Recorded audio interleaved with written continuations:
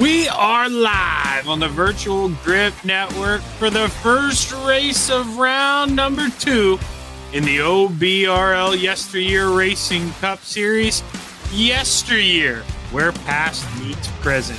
I'm Zach Chapman, a.k.a. Shaggy, along with my partner in crime, John Hine. We're lucky enough to have the heartbeat of EGN, the best at bringing all the sights and sounds, the one and only Ryan Seneker.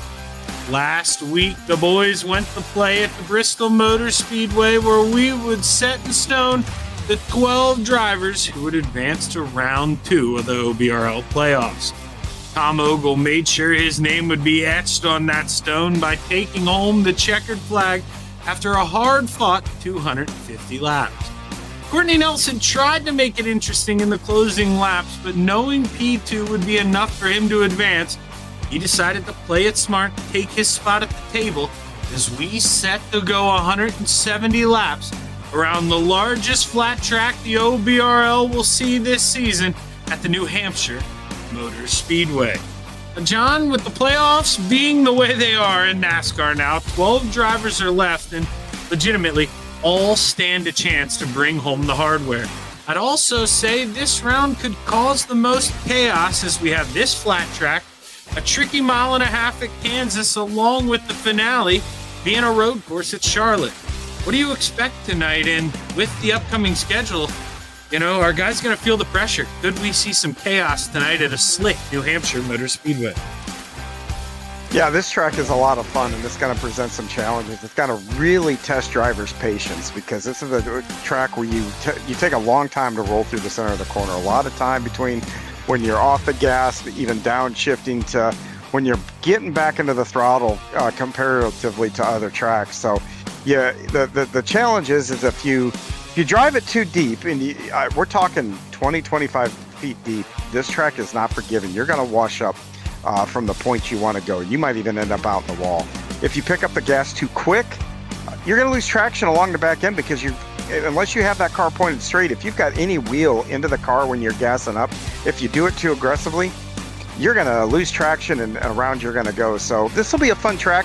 Challenge these drivers a bit, but you know what? Every time I feel like a track's going to challenge the drivers, they show up and put on a good show. We got a little bit of time here. I teased a little bit the boys, who made the playoffs. Ryan, let's go ahead. Let's take a look at that point standings. See the 12 drivers you got left. Heartbreak for Thomas, Embassy, Fish, and, defending champion Josh Robinson, who was a no-show here through the playoffs. Those 4 are gone. And now looking at that 12, obviously, John, we're going to have our favorite guys we think who may come out on top. But maybe some dark horses in there you think could sneak this thing out? Looking at the grid, we don't have to spoil it, but there's some names who qualified towards the top who maybe not there very often. Yeah, and this field with these guys, it's amazing because I honestly think every time we line up, 15 guys could win the race, and this qualifying session proves just that here. So I tell you, one of the guys I'm going to be watching for is going to be Jerry Isaac. So if you will look at those points, he's on the outside looking in. He's the most consistent driver this year, got in on points, but he was solidly in on points here. He needs a good run here. Yeah, and we know, obviously, consistency, I would say if he could finish inside of the top 10 in every race here, these next 3 do pretty well, but consistency may not get you there. We're to the point where wins are going to start standing out. You can see there at the bottom. In 3 more races, going to be cutting down to their final 8 drivers. So you don't want to be on the outside looking in. And getting ready to roll here, John, but 170 laps. Are we thinking tonight 2 stops? Maybe even 3 or maybe even 1? What's your gut telling you? I think the guy who can handle the right front the best, not put enough stress into it, not a lot of banking here, so that means you're going to have to look after your tires. But I do think this could be a one-stop race here tonight. Well, I think the drivers are about ready to go here. Music's coming to a close, man. Ryan absolutely nailed that here, and we're going to get ready to take a look at the starting grid for your 170 lap here at the New Hampshire Motor Speedway. On the pole, Surprise, surprise. The 11 of Tom Ogle to the outside, the Black Cat, Daniel Hill. In the second row is going to be the number 92 of James Hislop. To his outside, the 77 of Roger Hurley. Greg McDaniel lines up on the inside of row 3 to the outside, the GOAT, Clay Walker. Sean Foltz going to roll off 7th. To his outside will be Andy Thomas. Andrew Kotska lines up on the inside of, wow, what a row 5. Dwayne MacArthur to the outside. These guys were 1 and 2 all season. This should be fun watching them go up to the front. Yeah, and then the following them will be Lloyd Moore and Courtney Nelson. Andrew Medlin lines up on the inside of row 7 to the outside, Brian Lynch. Dakota Pischke and Scott Negus are going to occupy this 8th row. John was right. Keep an eye on this guy. He's going to have a charge, but he's going to be able to do it here. The 51 of Jerry Isaacs on the inside of row 9 to the outside, Crisco, Robert Borisco. Chris Bates and Michael Dow are going to be starting 19th and 20th. Torrance Childs lines up on the inside of Patrick Martindale. They're row 11. Row 12 is going to have Victor Lane and Todd Cousins. Bill Martin to the inside of Jonathan Green. They're going to be row 13. Lee Wordsell and Nicholas Self are going to round out the field, and we do have a few EOLs. Todd Cousins, Bill Martin, Jonathan Green, and Lee Wordsell all have EOLs. It's funny, Jonathan Green getting an EOL here, and I was going to say, I don't remember Jonathan Green being in a race this season. I was going to ask if this was his first one. I wonder if that's maybe... Did he qualify? No, he's not even 100. I don't know. You know what? They sometimes, if you haven't participated in a race, let's say you got a penalty in their Thursday night deal. If you haven't done a race, then that penalty covers all the classes. So the next time you compete in an OBRL event, you will serve your penalty. Fair enough. I was going to give him the angle, John, that maybe, he's just here to play and doesn't want to affect this race here. Stay out of the way here in the beginning. But either way, no shame in it here as we roll through 3. That also, he could have requested it. Who knows? All I'm saying is, I do know that's part of their thing here. As the pace car pulls off, the green flag's high. It's ready to fly. 170 laps to play at the New Hampshire Motor Speedway in the White Claw machine with a good jump. And looky who, James Hislop. Oh, man, I thought he was going to make the move there. He backed off pretty early, not going to try to drive in the Black Cat. Daniel Hill holds on to P2. And, man, oh, man, we're about, I want to say, I couldn't tell who that was. We were almost 3 wide coming off at 2. It's Dakota Pischke, Negus, and Isaacs. And they are racing side by side, and they string it out here. Oh, boy, man, they are working here, John. It's a wide racetrack, but, man, not a lot of grip no matter where you go. Yeah, and for a guy that's below the cut line, these starts and restarts for those guys that are like fighting right on that cut line, boy, these things are nerve-wracking. Right now, Tom Ogle, he said he was ready to come to New Hampshire. He liked this place, and it's working for him right now. He is setting the pace here. Daniel Hill pretty close there. You can see that Irwin Tools machine look to the outside of Andrew Medlin. I believe that's Andy Thomas. It is. Medlin, he's going to fight back here going into 1, but Thomas, he should get a good drive off here at 2. He's just going to baby that throttle here, going to still run side by side. And right now, John, I think, at first glance, depending on how hard that Irwin Tools machine is driving in, I think he's forcing that 12 to use up a little more tire than he's using right now, being on the bottom. Yeah, because if you're on the bottom, you want to swing out to the wall, and having somebody outside obviously prevents that. But this is a weird track. A lot of places we go to, being down on the line right against the apron's usually the place to be. This is track, the quick way around here, I think anyway, is actually having your left side tires down in the lower lane and your right tires up in the second groove there. If you look at the marks on the track, to me, that's the quick way around here. Yeah, and I've run a couple races here myself. Obviously, lines change, different tire models, but sometimes I've had some luck, John, going as low as almost turning 3 and 4 into a kind of like a phoenix, going down there and almost flirting with that pit entry line there. You go down there, help the car rotate, but right now, full on fuel. Caution flag, and we got a debris storm coming out of 2. I couldn't tell if there were a lot of guys spinning, but there was lots of smoke. I believe it's Bill Martindale in that Diet Mountain Dew machine. Or maybe it was Patrick Martindale. Patrick Martindale. And remember how I told you about gassing up and having some wheel in it? That looks exactly like what happened there. Still had a little bit of wheel, getting out of the corner, car not completely pointed straight, getting into the gas just a little too aggressively, and back end brakes traction. But I'm going to tell you, Martindale did a really nice job here of not nosing it into that inside wall. Usually when that happens, what you see is guys will roll down and hit that wall. So Martindale here, he did a really nice job keeping that car out of the wall. Well, Ryan's going to call me out for it. I was going to call myself out for it. When I saw that smoke from that first camera, I figured we would have a debris field, but that's pretty clean there.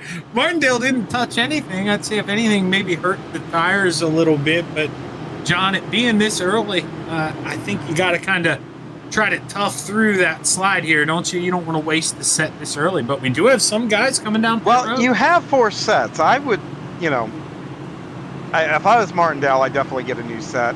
But, I see Robert Grisco down there on pit road, and Nick Self are the only 2 are on the pit road here. But 4 sets, I mean, if I'm, last 5 or 6 cars, hey, why not? Little gas and go there for Crisco. Same with the 56 machine of Nicholas Self. And just topping off here, you got to play that game. I mean, we saw it at Bristol. John, I had mentioned, Tom Ogle needed the caution when guys pit, went a lap down. This won't be as severe, but I would say you helped them out on that, if I remember correctly. Yeah, I did. Thinks the field. It won't be as severe. You won't go 2 laps down, but John, if you make a green flag pit stop, you're going to lose the lap, right? You'll lose the lap for sure. And so we'll see how it plays out for Grisco here. He's going to be able to go a little bit longer. And you know what? All he has to do, he doesn't have to pass everybody for this to work out. All he has to do is stay on the lead lap, within touch of the leaders. And if a caution comes out at the right time, if he can go out a couple laps longer, hey, it might play to his advantage. And I'll tell you, Zach, before we go, that might not be a bad idea, because I'm going to tell you, getting off pit road here, it narrows up right at pit exit. That wall comes out to where that blue line is, and it's real easy to get in trouble getting off pit road here. No, and not that you want to be in the spot he's in. I mean, Crisco not in the playoffs, but I think now's the time, arguably, you got a lot of the guys in the playoffs working strategy against each other. This is where maybe you can sneak one if you outdo them, and they're just not worried about you. They're so focused on the other 11 drivers they're racing against here. They look focused now, doubled up, getting back, ready to go. Hislop, a big gap there between him and Tom Ogle. The rest of the inside line probably let him tighten that up here a little bit. As the green flag waves, we are back and ready to play. Lap 9 is underway. Great jump again from the 11. And Hislop not able to take advantage here. Will McDaniel go to the outside? No, front 4 going to fall in line, double wide behind.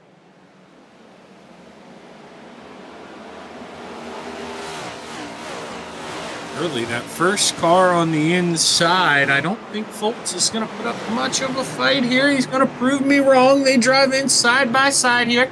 I mean, he's got to go. He's got Andrew Kotska behind him. We know that 40 machine wants to get up here, and Sean Foltz, now he's going to decide, I'm going to get out of the way. Andrew Kotska, John, right now, working that high line. I mean, is that something maybe I should have anticipated?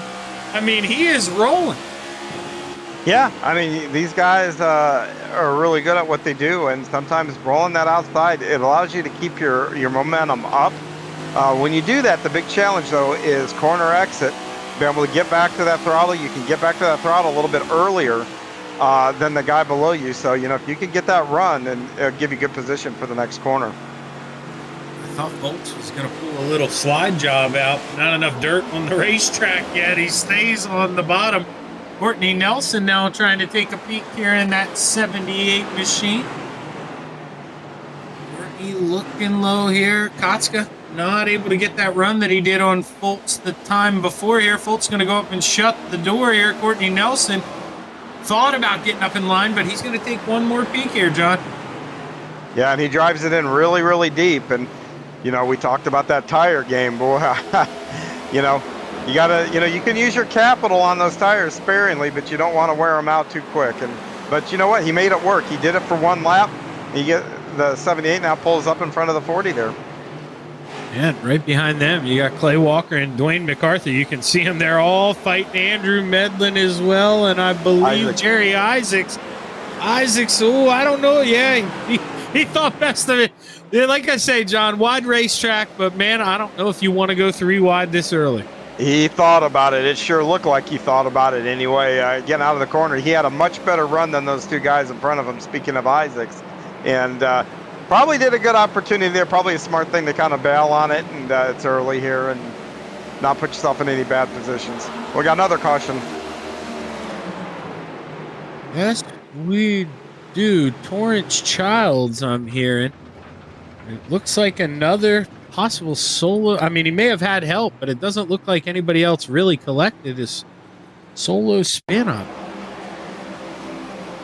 It does look like that, John. It looks like he maybe just overdrives the entry, you know. I mean, how many times have you watched me do that in a GT3 car? Then you get on the brakes a little too hard when you got the wheel cranked, and it just went around. Yeah, it really looks like he starts to wheel hop. He overdrove it and probably tried to get into the brakes. And the thing is, if he doesn't get into the brakes that hard, he's into the outside wall. So that was actually probably the smarter thing to do it. Spin it down, lock it down, and live to fight another day. Couple guys there bluffing the pit entry. No takers here so far through the top 10 that I've seen. Lloyd Moore, he was running 14th. He's going to be the first guy to come down, and it doesn't look like he's got any company. I mean, he's got a couple more to the back here. Back. Yeah, I would. Nicholas Self coming down one more time. Yeah, track position is just, you know, this is not the easiest track to pass on. Track position is just so important. I don't know if I would try doing this stuff, but for those guys behind him, you know, they're towards the back. I mean, that 15 extra laps on your set of tires, you know what? You're going to be able to make some gains with those tires. So even if you were to gain 2 spots from your original pitting position, you know, that's always a net gain. That's what you try to do. Yeah, the 56 took right sides. Worsdell and Moore both took 4 tires here. So it'll be interesting to see. I mean, is there going to be enough of an advantage, as John mentioned? I mean, you've mentioned both things here. I give you credit for so much talent in this league, John, but yet so hard to pass. And I mean, eventually, you know, there's a little crossover there. Yes, there is. And that's just what I was about to say. 15 laps. You've probably got about 5 to 10 laps to do anything with those tires. At that point, the tires probably come pretty close to evening out. Yeah, realistically, I'm dumb for not saying this. We've probably got at least 5 caution laps here, I would say. I mean, we've had 2 cautions, so it's not like they're all green flag laps here. So maybe there's something with a fuel calculation. They're going to give him a little edge. We'll have to see. For those that were choosing the race. Yeah, I was going to say, for those that were choosing the one stop, which I would have to imagine is probably a lot of them, this is going to make you feel a whole lot better about that decision too. Yeah, most definitely. I mean, these guys are the best, but tough racetrack. John and I were both really struggling out there testing. It is a slick racetrack tonight. As we are set to enter the Geico restart zone, we are back underway.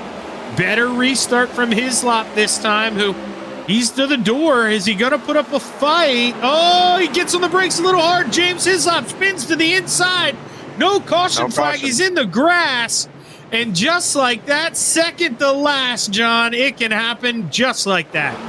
Yeah, he did a nice job locking it down, because if he'd have come right back across the track, we would have had the big one, Zach. Something we normally reserve for Talladega, but good job there. He was able to use the road course here to get back on the track, so he's got some work to do now. Yeah, but definitely, like John said, you got to give him credit. I mean, that could have been bad. He counter steers that too hard to the right. he yanks it back up there. And at a flat track where we're all just getting going on a restart, I mean, that could have changed the points. And Tom Ogle would have been out front with a big smile on his face as he would have been clean. But right now, Greg McDaniel in third, Daniel Hill in second. Got Courtney Nelson there in fourth. I'm trying to think right now, the top six, all guys in the playoffs here for the moment. I don't believe Andrew Medlin is in the points here. Yeah, that's what you call the cream rising to the top. But I'll tell you, Hislop, who we saw go back there, and Medlin isn't. He's got the spoiler on. So. Oh yeah, he is. It's pink. That's the giveaway. Yep, So wow, we're looking at we're looking at the top 10. Right now, the top 10 are all in the chase, John. Yeah, wow. Yeah, which puts more pressure on Hislop to make a recovery, because if not, he's going to lose a lot of ground to a lot of guys.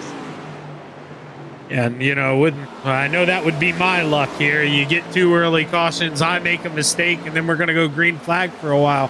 Hopefully James doesn't share my same luck here as Courtney Nelson makes the move for third. Greg McDaniel, we've seen this all season from him. He is a lay in the weeds kind of guy, John. He is not going to put up a fight this early. No, we haven't seen that from him in the past, but we've seen him take care of his stuff and be really fast at the end of a lot of these races. So that's kind of his MO. I believe there we're looking at that 98 machine, and I'm trying to creep over Jonathan Green. I knew it was the new guy. Just with the green and black Oakley, or not the new guy, I should say, because he does have a 2-digit number.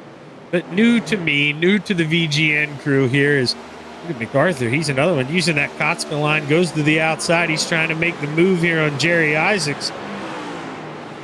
Isaacs fighting back on the inside. Isaacs actually, I've been watching that. Isaacs actually pulled down and actually used the inside to get around him. Okay, so Isaacs, the one willing to go here. I mean, we've seen Isaacs in the past. He's always got that different strategy, John. So, you know, maybe he's willing to go now, pit a little early. I mean, he rarely does what the rest of the field does, and it seemed to have worked this season. Zach, to give you an idea of how tight this point battle is here, you know, this round, Isaacs was out of the cut line, and he's running now in the top 10 with the other ones, but he still needs to gain a few grounds to probably get to the positive side of that cut line. So that gives you an idea of how tight this racing is. Yeah, really, you know, the way they separate them all now by 1 point is, man, it is so interesting, and it just makes any mistake. I mean, you mentioned Hislop, how he needs to turn it around. Or, I mean, in this set of 3 races, this is going to be tricky. I mean, every single race is a wild card. I don't want to look too far ahead, John, but you know, you and I like Kansas. That's where we're at next week. And that is by no means your cookie cutter track here. Is look at Nelson taking a peek for a second, but Daniel Hill, he should get a good enough run off the field.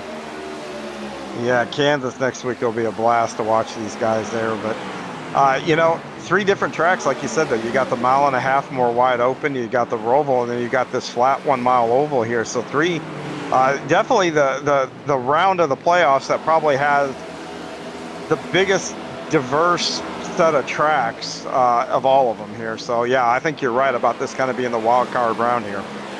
Man, Isaacs, he got a big run. Let's switch to him, Ryan. He's taking a peek under Foltz. I thought he was going to get into him there in 3 and 4, but he was able to woe the horses. I think Foltz was going to let him go by, but at the same time, Isaacs got a big run, so they were almost stuck there. But now he says, hey, man, you know, you're almost going to get into me. I'll make you work for it. Let's make you use these right sides a little bit. Now Isaacs is going to have to work. Moves him up the hill a little bit on entry. Yeah. Not that it's a little too early for that, John, but it is pretty early. But I do got to say, I like the guy on the bottom kind of asserting that dominance here. He's like, I'm not going to use up my stuff. Let's get this done quick. Yeah, he's just staying true. I don't know that he's using this stuff up, because the line he's taking is really not that much different than the line he's been taking even when he's not battling. Caught us off guard too with this new paint job. It's plainer, but I do like it. Brian's saying he needs to reload, but honestly, mine's not much different than yours. It is a little different. It's a base white scheme with just pink numbers. I mean, he went a little different on me this week, but I do like it.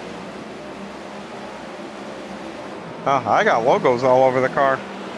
I have some logos, but it's pretty plain. It's got that, it almost reminds me, and why I like it, I think, so much, John. And it's the same number that's on the car that Ryan has. It reminds me of the Winston Noble number, how they'd make that number real bright on the roof. I absolutely, man, that steals my heart every time. Those bright numbers, it just attracts me to it. Look at Negus there in that McDonald's machine. He little damage on the nose of that 94 now. Couldn't tell if it came from that contact, but he did get a little loose there. And then look at Bill Martin. You see the smoke fly, John, track. You mentioned. You lock them up now. I mean, these things are smoking here tonight. That seems much more prevalent than it used to be in the past. And it's because the track's not forgiving. If you drive it in, like I said, just 25 feet too far, it takes a lot of work to keep the car out of the outside wall. And one of your tools in your toolbox to do that is getting on the brakes a little heavier. And when you do, you lock them up. If you lock them up for too long, you're going to be heading to that outside wall anyway. Giga's still trying to get it done here and not going to be able to clear him this time. He may have to drive it in a little deeper than he'd like here as they enter one, but Bill going to do the same. He locks it up one more time. He does not want to give this thing up, and that Dive Mountain Dew machine, he is making it work here.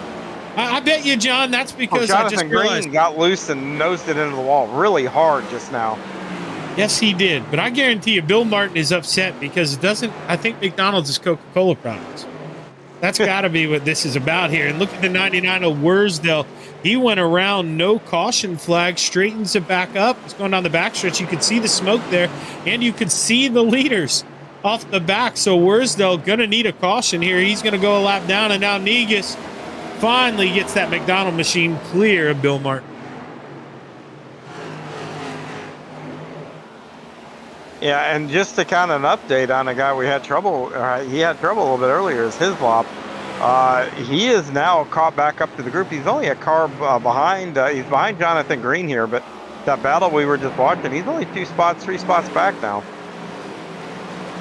And not that James can't do it though, John, but I would think gonna need a caution or two here. Yeah, but with this group, how many times have we seen guys have issues and just be smart and drive their way back up? If you got pace, you got pace. Yeah, we both know who you're talking about. You're talking about Daniel Hill, and he's loving the fact that so far tonight he hasn't had any issues. He's enjoyed a clear P2, but John, the reason I bring it up, Courtney Nelson, he's remember got Courtney some company. Nelson? Courtney Nelson did it at Watkins Glen. Remember, he had a big trouble there, and he drove all the way back up through the field too. And I think we've seen Koska do it a couple of times too. Jerry Isaacs look to the bottom here of Andrew Medlin in that 12 machine. Medlin will fight hard there in that ODU 1-2 machine. Isaacs going to slide up a little bit there. You see him almost go up to that second set of lines there, trying to use up every inch he can. Kind of does a short diamond off, John. That's kind of interesting. Even running the bottom there, Isaacs trying to utilize basically that middle, and you can see he'll cut down and he'll diamond the exit of the corner here a little bit. That's maybe helping him. Well, I touched on it earlier. The quick way around, I thought, was having your left side tires. You got those the marks on the track. You get it right below that seam, and those, that's where your left side and your right side in that second lane there. When I was out there making practice laps, that for me was the quickest way around. But could did diamond, especially here in 3 and 4. This corner, you can really diamond it coming out of the corner and get a lot of speed. Oh, a little contact there between Lloyd Moore and Robert Gorisco here. Gorisco going to back off here. Doesn't want to get up the hill and get him one more time, but he's got to get back in it here. He doesn't want to become meat for the McDonald's, man. Scott Negus right behind him, and then we got that charging 92 of James Hislop that John Hine mentioned. I mean, he is working, so James loves seeing those guys beat on each other a little bit here. That's just bringing them that much closer. And the driver that had trouble just a few laps ago, Lee Wardfell, has taken it back to the trailer, so his night is done. Tough break there for Lee here is, ooh, looky there. Andy, is that Andy Thomas in the 6 machine? Yeah, it is. He's got that Irwin Tools machine looking good on the outside, but he overdrives there a little bit. Lloyd Moore going to go around no problem here. Lloyd goes up, slams the door shut. Yeah, and Andy only overdrove that by a few feet. And that's what I was talking about earlier. If you don't hit your marks, this track is not forgiving on that front. We're seeing there, Andy. I saw he got a little loose there coming off of 4. He is starting to struggle a little bit in that Irwin Tools machine. I mean, yeah, John, we're 40 laps in. That's a tire. That could be tires starting to give up a little bit on him. Yeah, and it really shows too. I mean, obviously, Bill, I mean, he kind of overdrove it both times, but Andy Thomas, with the example, you overdrive it once and you kind of pay for it for a lap or two. If you're too aggressive on that throttle, I mean, you are not going to be able to catch that thing. You've got to really baby it here for a lap or two after a mistake. Yeah, when you have to take action like that and you wash way up, 2 things happen. You heat up your right side tires, what makes them mad, which means that your car is not going to turn as good.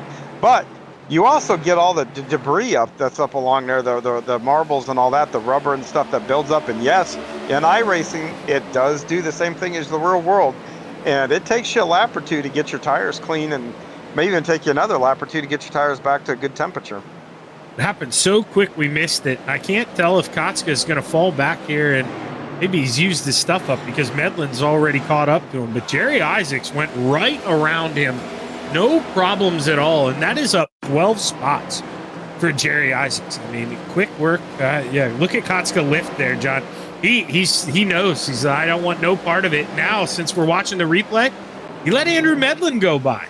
So Kotska not in a real big rush here. He is just maybe not feeling the most comfortable and maybe overdrive it a little early. I can't tell what's going on with that 40 machine. Could be either tire saving or he was a little hard on the tires early on. The thing about this tire model that I've found is, and it was kind of like that way with the old tire too, you know, the first 20 laps on the track, if you get real aggressive that early in a run on tires, boy, you really pay for it. You know, lap 40, 50, 60, the tires will fall off a whole lot quicker if you don't take care of them the first 20 laps. And James Hislop, by the way, has gotten around Negus, and now he is working those cars over. And he's one of those, I think he's in the camp, no choice. I mean, he's got to drive every inch of this thing. And I think if you're the 92 and you plan on one stop in this, I mean, John, you got to think. I mean, you got to get to that halfway point. I mean, what are we? Yeah. That's lap 85. So 40 laps to go. But I think, you know, if you're trying to make the charge, you can't do anything funny. You got to split it up halfway. Well, 100%. You know, if you pit early, then you're counting on some cautions probably. I mean, you probably got enough gas in here to run 110 laps or so. So, I mean, you really can theoretically pit early. It's the tires that are the issue here, especially that right front. You saw Sean Foltz there. It wasn't bad, but he did bounce it off the wall a little bit coming off the 2, trying to make the move on Kotska. And now Kotska not making it so easy here on the 59. Give him the entry there, maybe just float up in line here. Kotska, gotta wonder, is he one of those guys? I mean, is he thinking maybe some people going to 2-stop this? And I mean, you kind of made the light bulb go off for me, John, when you mentioned tire strategy. I wouldn't be surprised if he's thinking, you know, one and done here, and he is just trying to make it last much longer than everyone else. Now look at Hislop trying to get another one here on Gorisco. John mentioned he had got to the back of him. He got around Negus, I mean. Now he's working on the next one here. Can he get around Gorisco? Robert, been a pretty got a little loose going in the corner. Yes, he did. He's trying to drive it in deep here. Is he going to be able to clear him? Let's see, Bill Mark. Gorisco did not want to cut him a break. No, he did not. They stay side by side. And, oh, man, Hislop's just wondering what he's got to do here. He's going to drive it off hard, maybe make him feel a little uncomfortable, slide up. He's a bumper short being clear. And like I said, Gorisco not cutting him any breaks. And nor should he. He doesn't have to do that. And, oh, man, that Fab welding machine gets a good run off, and James has to give up here. Get his tires back in order. Yep, gonna have to let him cool off. And now you see him driving in on the outside. Maybe he tries to set up a little crossover here, or just tries to get it done on the outside. It's the 56 machine. He's one of them who he had come in and got 4 tires. Nicholas Self just still hanging around in the back. He's looking on the outside of Michael Dow. Dow there with a little damage on that Mustang. Chris Bates, I believe. Or Dwayne MacArthur, excuse me. And yeah, that was Chris Bates under him. Ryan tried to smart off to me. We all know who won that battle there. Chris Bates out in front now gets it done. And Dwayne, one of those guys, John, I mean, you can't say he's cooled off because, I mean, as many races as he won this season, but it's kind of simmered down a little bit. I mean, he did get that one win in the playoffs, but man, it's a really different Dwayne than we've seen there through that early third of the season. Yeah, but we're going to go back to some of these tracks that he's been really good at here. So, I wouldn't be too concerned about Dwayne, sliding or anything like that. And, once you get wins too, I mean, some of the things you can do is take chances to try to get more wins. And sometimes when you're actually being that aggressive on decision making, sometimes things work out and sometimes things they don't. Andrew Medlin doing his best to try to hold off that 59 of Sean Foltz. He's got Andrew Kotska behind him and Roger Hurley tucked in behind him. Pretty big gap, though, after those 4. So they're pretty much in their own playground. And I believe Isaacs, yeah, he's about 2 seconds up the road on Medlin as well. So kind of doing their own thing right now. MacArthur to the outside. Brian Lynch taking a peek. That number 9 Hooters machine gets it done. Pretty easy there. Dwayne not putting up much of a fight right now. Oh, and Hislop and Garisco have resumed their battle a little back behind them, too. Yes, they have. As they enter turn 3, Hislop taking a swing here, but Crisco slides in a little deeper here, and they're just... Oh, man, is he going to try to bluff him? No, Hislop couldn't get up there, but, man, it's a do-or-die moment here for the 92. He can't keep wasting this time, John. He's got to go. Yeah, and again, Garisco's doing nothing wrong here, and I think Hislop still just that bumper. Oh, and Garisco got in the wall, but man, you know how it is, how frustrating that can be behind the wheel. You're trying to get around a guy, you're quicker than him, and he's just hanging on. We got a car coming to pit road. Looks like the 73 is headed down pit road there, but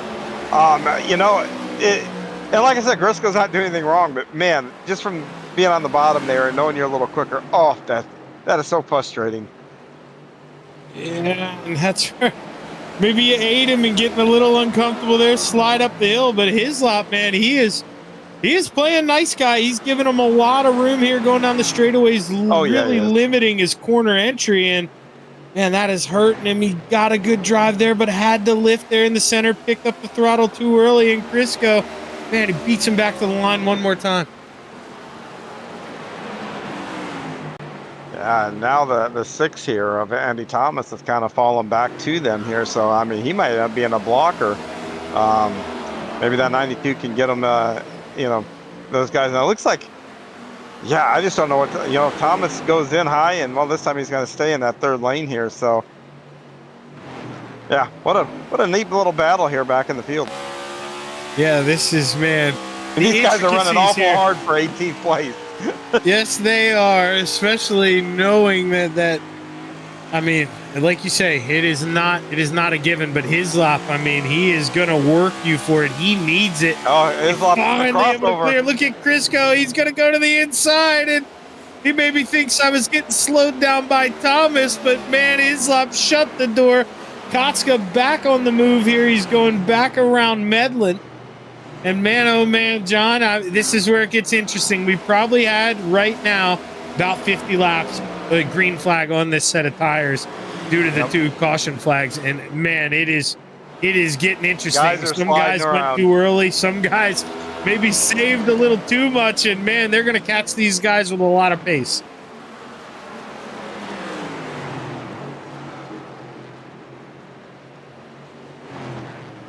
Right now, no surprise, those top 2. Tom Ogle still knifing his way through lap traffic. Daniel Hill trying to follow him. Courtney Nelson pretty close Greg McDaniel right there as well. The top four, I mean, anything could happen. You Yeah, get back I'm gonna to watch. Isaacs a little bit. He's back there a little bit. Not too far, but may need a little help, John. Yeah, Ogle is out in the front here, and I'm going to kind of watch this lap. He doesn't have anything impeding him, and see what his lap time is. Figure out how much fall off he's had from his qualifying run here, since he was on the pole and he's still out in the lead here. So it'll be interesting to see how much fall off here is from the leader. And you have to think those guys that are handling worse than this car have fallen off a lot more. Yeah, it's unbelievable. I mean, just how some people have the ability to whisper into those 30, tires. 69. So now, I'm no genius here, but what, we're about a second off the qualifying times? Yeah, 30-69, a second, and over a second here. So probably, next lap or two, you're probably going to see about a second and a half difference here. So, and like I said, in Tom's led every lap, he got the pole. So guess what? Tom likes his car and likes what's going on. These guys back there in the back that, might have been struggling, didn't get the qualifying spot they liked, struggle maybe with this car track combo. They're using their tires a whole lot more, and I bet you that fall off is a lot greater. Oh, look at Crisco here trying to work around Andy Thomas. Andy, I wonder if he'll put up the fight Crisco did here. He drives it in pretty deep, not able to. Crisco can go up and shut the door if he'd like to.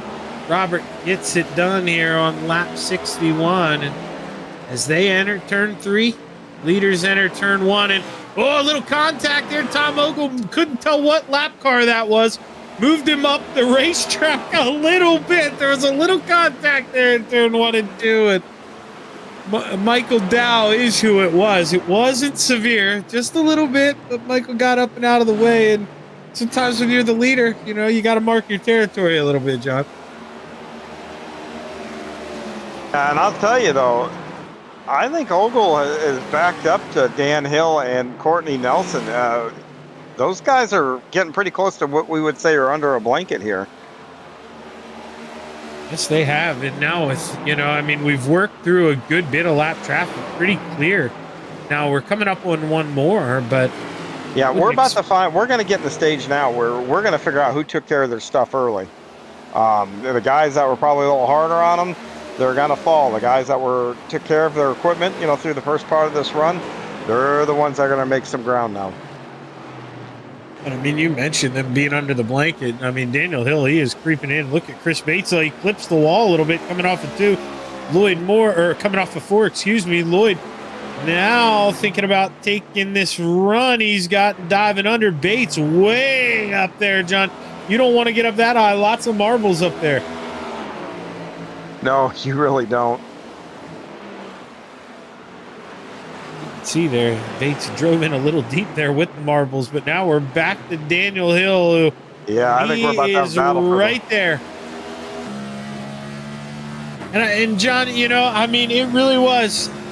You can take credit. You give him the Black Cat nickname. He recognizes it, puts it on the car, and that is when everything changed. This guy, he could have been a Lemony Snicket character. It was one unfortunate event after another, and somehow Daniel has all the momentum on his side here, I'd argue, and he has probably, this second half of the season, been the hottest driver here in the OBRL. Oh, boy, Courtney Nelson just had the save of the night so far. He was he was completely sideways, even more so than even on a dirt track, man. And he's quite the dirt track driver, and I'm going to think that skill just transferred for him coming out of 2. Tom Ogle, too. He caught that lap car at an unfortunate time. I believe that was Nicholas Self. He had kind of had to slow up a little bit off of 2, but Daniel... Yeah, but Nelson was already there. Or not Nelson, but Daniel Hill was already there. Yeah, that's my point, though, John, because I think, and don't get me wrong, I love the gentlemanly approach. Would I have taken it? No way. But I think he decided, I'm not going to get you here because you got slowed up by lap traffic. I'm going to do this by merit because I truly think, if he puts the boots on, he can send that thing in there and possibly take the lead going into 3. But man, you know, Well, he and plays it smart. Daniel also is a really smart driver. He knows he doesn't have to make this pass right now. And you know, sometimes it's easier to be behind and push somebody a little further, you know, get them to use their stuff up and rather than be out front. Because I'll be honest with you, if I've got someone out in front of me, at least this is for me, I can go off of them and I actually have a better time saving my stuff. But when I'm out in the lead of a race, oh, I seem to use my stuff up way quicker if I don't have anybody in front of me kind of giving me that check and balance on what I'm doing. I am shamefully will admit that I am the same way, and you know that's I think why more I'm not a guys. winner. I think there's more guys that are that way and won't admit it than you know. But even the stuff that I'm comfortable running, you know, I tend to use up my stuff sometimes quicker than I'd like to if I don't got anybody in front of me to keep me honest, I guess, so to speak. Now that's where, you know, a little inside baseball here, but those Foster boys, John, they blow my mind because they are those guys who can go out there and lead the way and just don't really need help. Oh, Nicholas Self, he got in the outside wall there through 3 and 4. No caution. He was able to keep it straight, but that was right behind your leaders. As you can see, leaders there entering one. He's following them. Pretty big brush up in the wall there for the 56, and you can see he pushes up the racetrack one more time there. Good Lloyd Moore trying to get a run on the goat here. He takes a peek on the inside as they enter one. Yeah, and I'll be honest here too, Zach. I mean, I'll toot the horn of the OBRL here. I think this is part of what makes these guys so enjoyable. They're really good. They can race hard and race clean, but it's just not about racing. You've got a tire management, when to pit. You know, the whole race is nothing more than basically a drama. That's you never know the outcome until probably, you know, at the end, if not at the very end. You know, I don't know how noticeable it is to you guys at home watching, but I can tell you it's a significant difference to me here, John. We've got some cloud coverage. You know, It's kind of darkened this racetrack a little bit. To me, I think, you know, that's going to help aid towards the longer green flag run. That'll help them grip up a little better, won't it? If we keep this cloud coverage? Well, yes, unless they've used their stuff up. If they've used their stuff up, it doesn't matter. See, because the part that scares me is, and I don't know if the 15 laps is enough. I mean, it would prove to be enough if I'm talking about Gorisco and some of those guys who came in and top off to where, you know, it seems like the tires maybe got a little safer after we got some green flag laps in, but now the track's starting to brighten back up again. But John, those first couple laps on new tires, that's what scares me here. And here comes Andrew Medlin down pit road. I do not know if I'd want to be in this first group here. I'd maybe want to trap some of these guys a lap down and hope for a caution. Yeah. Yeah, you know, he's gonna make up a second half. So if he can get it out of the pits, and even if he can get a handful of green lap, you know, to get himself out of it, he's gonna be okay here. But, you know, with he's got the fuel. Here's the thing, he's got the fuel to probably get to the end. I mean, it'd be really, really close on fuel. I think, like I said, I think you can get right about 95, maybe 100 laps. You get some cautions in there, you definitely got to make it to the end here. Now he is a lap down, leader just past the start finish line. So he is you know, a little over a lap and a half down. So he's going to have some ground to make up here, and he's got to hope we stay green here. I mean, that 12, he's committed now. He needs everyone else to make those green flag pit stops. Yeah, he does. He's hoping for a green. So Zach, you know, I don't know what powers you have over some things here, but make sure you don't jinx the poor guy. When he showed exactly kind of my worry there. I mean, he got the run back. He's going to get the spot done. But you could see almost wrecked coming out of 4 on those new slippy tires. It seems like until they're up to heat, man, it is dangerous driving it in there so deep. But that's what you got to do to take advantage. And we were watching Dwayne MacArthur there. He just seems to be struggling a little bit right now, stuck in 13th. This will be for a spot if he could work his way around Brian Lynch or Chris Bates. But those two are the ones battling right now. Well, really, we got Those 5, all under the blanket there. I mean, it's not for the lead, but that's all for fight position in the 77. He ducks way low, John. That's telling me, is he going to come down pit road here? We'll go wait and see. The 7. No, he just got out of the way. And look right behind him. Here he comes, boys. The 92 of James Hislop. Welcome back to the party here. James has done a heck of a job getting himself back into contention here. I mean, he's still 15th. He's got a little way to go, but I'll tell you, from the unmitigated disaster, from being behind the field, this is big for him. And he's got guys that he's racing. Dwayne MacArthur is right out his windshield. Yeah, I mean, that's what I was going to say. Okay, Dwayne maybe be the first person to admit this isn't his best showing. But after the season we've seen him had, if you are James Hislop, if you spun out and you ran down the man second in points here under green flag, that is going to give you a newfound confidence. And I'll tell you, that's a win. If we get a caution flag here, John, I don't care if he's in 8th place. James Hislop is going to be my pick to win this race. I mean, that he is going to have, I mean, he's going to be a fire-breathing dragon out there if you give him a chance to win this thing. Yeah, he will be really tough to hold off here, but yeah, he's just done such a nice job here, and we're now approaching lap 80. I would say right from here on in, I would say that pit window is open. So if you were going to shortcut him and try to get up some ground, and Hislop may not be a bad idea because his tires seem to be holding up better than everybody else's. It might behoove Hislop here if he goes out and can get 5, 6, 7 laps at a second and a lap faster. He's going to leapfrog all those guys that are right out in front of his windshield here.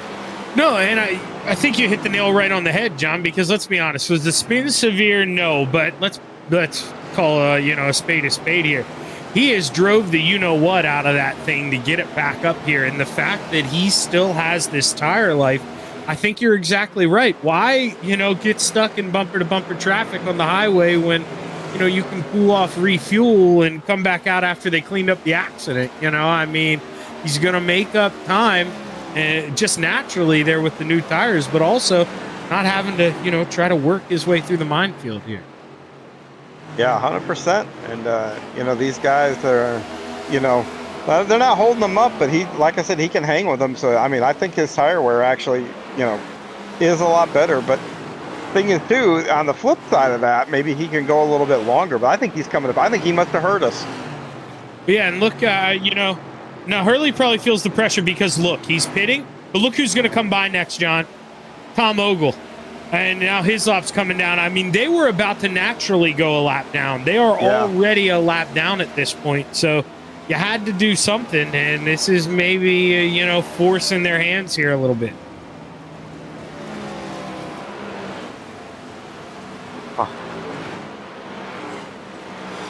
Yeah, we were hearing that Roger Hurley has a pit road penalty, and that could be everything from an entrance issue to a speeding issue. Man, oh man, that's a tough break for the 77 car. Hislop is exiting pit road now. I'm wondering what that is. It cleared now on my thing. It didn't look like he was in there too long. And I watched this pit stall. He locked it up way early. Should have been good. A little weird. SDK's got some stuff to get together. But now this is important. Look who go to James Hislop here, Ryan. He is right in front of your leader. Now, he had to do that. Had to be aggressive here. Had to clear Tom. Because right now, let's do some math here. He's going to lap 84. His lap on 82. He's already 2 laps down. I mean, 3 laps down. That could have been the dagger here if a caution comes out. Yeah, he's got a hope here that he... oh, wow. And then Chris Bates took I think Chris must be coming to pit road, but coming out of turn 2. Chris just turned down the track right across his nose, so... Good job there of avoiding that. And, yeah, he's going to have to stand on it and really make those tires work for him the next lap or two because those other guys now pitting this close to him, he's going to lose some of that undercut advantage. I saw Courtney Nelson in pit road. He's coming off pit road right now, actually, here. So he was running, and I believe he was in the top 3, right? Yeah, I want to say he's 3rd. That's what the man in the back saying here. I'm going to agree with him. And this will be interesting. So how long does Tom stay out now, John? You know what? He stayed out a while last week and made it work. So, but big thing here is it's going to be where does Hislop come out to like Dwayne MacArthur, and that's going to be his point. But now for going back to Courtney Nelson here, does it? Those guys are pretty close. Is it after these thing out? Is that going to put him in the lead over Ogle? Will it put him in the second? He's got a lot riding on coming to the pit road earlier. And right as you're saying that, well, you guys didn't see it, but Courtney Nelson, it wasn't bad. He is trying to drive the wheels off this thing, and he almost did. Slapped the wall coming off it, too. And, oh, boy, you're going to get away with a couple of those here. Durable race car, you've heard John and I mention, but, man. Yeah, MacArthur is on pit road, too. And so is the six cars on pit road there. Dwayne MacArthur now coming down pit road, and I believe Andy Thomas at 6. Courtney Nelson already ahead of Dwayne MacArthur too. So Courtney, yeah, he was already ahead. I'm going to be more interested when this thing shakes out. Is Courtney in front of Daniel Hill, or it could even be in front of Tom Ogle? Yeah, I honestly, I mean, what do I know? But I would be kind of shocked if he wasn't ahead at this thing. And now Jerry Isaacs, I mean, look at him. This is the most sensical pit stop we've seen him made all year. I mean, almost right at the halfway point. Was this the time to do the common sense Zach pit stop where I would have cut it at almost the halfway point? Here comes Daniel Hill as well. So this will be interesting to see. We'll have to watch this battle. I mean, is Courtney Nelson going to get in front of him? Nelson's exiting turn 2 here, so I mean it's going to be pretty close. And I think Courtney, somebody told him, a little birdie probably told him he's coming down pit road, and he knows he's got to go. It looks like Tom Ogle, your leader, he is also coming down, and here comes Greg McDaniel behind him as well. Nelson just passed Ogle too, so he can zip around here. Yeah, right there. He's going to get him. He just got him.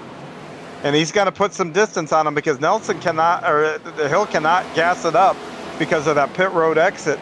That blue line, he's got to keep it down below that line until he exits over in turn 2. But now the big question is going to be where Nelson's coming out of 4. Where is Ogle? Well, no, and this is one of those times, John, too, where, wow, he's going by Ogle. Ogle is still sitting. Did Ogle have an issue? Maybe slow entry. It looked like, wow. I wasn't going to call him out for it live, but Greg McDaniel did make up some time on pit road entry. I think Tom, with the big lead, maybe playing it safe. So that may have had something to do with it here. But right now, John, back to what I was saying, I think it's one of those things where, let's be honest. In the beginning of the race, everybody pretty quick. I mean, we saw the field very tight, and I think this is where if you're Courtney Nelson, if you can get by a lap car right now, gives you that much more advantage because, they're not on the slip and slide, and it's going to be that much harder for the guys on new tires behind you to get around them as well. So it makes them work a little more. And here comes Andrew Kotska down pit road. We've got one more guy still out there leading the way, Lloyd Moore. He's committed. He's hoping for a caution flag. Yeah, and there's the top 3. I mean, I'm sure they're going to come back together, and I'm kind of watching. Dan Hill is running down Courtney Nelson, but Courtney's he's in traffic here, so Hill's going to have to deal with that. And when Ogle gets there, Ogle is going to have to deal with that too. It looks like Ogle is a full turn behind. It looks like Nelson's in turns 3 when Ogle's in just entering into, or excuse me, Nelson's in turn 4 right as Ogle was entering turn 3. Everybody knows by now, these guys are going to fall off a little bit, but we have just talked about, the guys who have hit earlier, will fall off sooner. As Courtney Nelson, he is going to take the lead here as Lloyd Moore comes down pit road. And I'm going to tell you, Hill has run him down as right behind him. He has, John, but, we've seen it tonight. I think Courtney, if he wants to, and not only if he wants to, I think he needs to. He's got to make him work for this. He can't let Daniel just go by. Well, but unless you want to, I mean, how hard do you want to fight? I mean, that's the question both these guys are going to have to do. How hard do you want to fight right now? They're in the first part of their run with these new tires. You fight hard now, you're not going to be able to fight hard later. That's what makes these things so entertaining to watch, because it's not just that simple. Ooh, I've caught him, I passed him. These guys are out there playing chess with each other, and it's, it's fascinating to watch. Oh, and that's where, not to put Courtney in the corner here, but if it stays green, I mean, he's got almost, in my mind, take the mentality that he's backed up in the corner. You can't let him go around. This could be your one and only shot here. You got to protect this lead, I think. John, I mean, you can be good at saving tires, but at the end of the day here, if this thing stays green, I mean, you've got to think the advantage fully is with that 7 of Daniel Hill. Well, you do if 78 is using his stuff up to stay in front of him. I mean, there's so much fall off. I mean, we said it, a second and a half fall off almost in the tires. You use your tires up. We saw it with his lap. He didn't, and he was making ground like crazy over people. So if you protect them, I would rather have my tires under me on the back end of a run than I would feeling good about myself running around guys at the front part of that run. Jerry Isaacs here trying to move himself back inside the top 5, working underneath the 12 of Andrew Medlin. Andrew gets a good run here off of 2. Not going to give it up here, but he may be forced to, depending on where Andy Thomas goes here as they approach a lap car, thinking about splitting them almost. But Medlin got a little too high here. I think when you get up in those Hershey Kisses, John, you got to back out a little bit, and that's what he was forced to do there in that 12 machine. Yeah, and Hill's got it. Well, Hill was looking inside for that lead. Yes, he did. I was about to call it too, John. Daniel Hill took a peek for the lead as they approached lap traffic. But, man, Nelson shut the door. And you mentioned Daniel Hill. He's 3 wide with Bill Martin, Scott Negus. Now the Napa machine gets low and out of the way. But, boy, oh, boy. Oh, my gosh, John. I may have a heart attack. And looky who. I mean, all this trouble. Tom Ogle not too far behind now, John. Here he comes. Yeah, Ogle's been the class of the field. These two guys, I mean, I'll be honest with you, if I was in their shoes and I knew Ogle was back there, I'd be just running nose to tail. I'm not going to fight you here. Let's get away from that 11 car. You can see Brian Lynch there with the pink on his ride. Not the night he wants, as he's seen his competitors put him a lap down. Brian, one of those guys, though, looking to possibly maybe steal one at the Roval. We'll have to see. The Lynch going to need some help here if he wants to get back in this thing. A caution right now would give the lucky dog to Scott Negus, so he knows he's got to get around the outside. That battle you're watching is for position, and it is for that lucky dog spot. So that could be everything here. See Negus, he's got control of it. It doesn't look like Lynch can get that run on the outside, and the McDonald's machine closes the door, almost gets in the outside wall. We're going to have some company here soon. That White Claw 11 machine trying to reel in those front two. Daniel Hill right there on Courtney Nelson. And not that, you want to use your stuff up here, John, but I think if you're Daniel, as you take a peek down at that little black box and your relative, you see that 11 getting a lot closer. Not that that's forcing you to make your move, but I think it's forcing you to make your move. Yeah, unless you can, tuck nose to tail and drive away from them without battling. If you feel like the guy in front of you is in fact backing you into somebody, then you got to get around them. That's... You got to get and you just got to do it. You got to figure out a way around them. Yeah, even for your preservation, I think, because if you don't get that guy, you're next here. Yep. And right now, Courtney Nelson, man, he is looking good. He's not as low as you had kind of mentioned, John, but coming off the corners, he seems to be utilizing real low, and then he is straightening up that wheel. He's diamonding down. Yeah, he is literally, he's got the wheel opened up right now. It almost seems like floats right up against the outside wall. That is ideal racing line right now for that 78. Yeah, and kind of using multiple lines like that actually also works to advantage because, I mean, if you're behind him and you're Daniel Hill, where do you get your run at? He's using up a couple, 2, 3 lanes. You know, you're going to at least need one of them to get around him. No, and I think, we always talk about it's not going to be super severe, cars not going real fast, but without the banking, that high entry, he's kind of taking the air off the nose of that 7. And look at James Hislop here getting another one done. Where does this put Hislop? Not inside the top 10 yet, but up to 11th here. And man, that 92, he just needs a timely caution. There you go, trying to jinx the race again. I'm trying to get my man back in this thing. I said I'd slide the chips over there if he got one. I'm trying to work it here, but got another one on pit road here. And Nicholas Self brings his number 56 down pit road.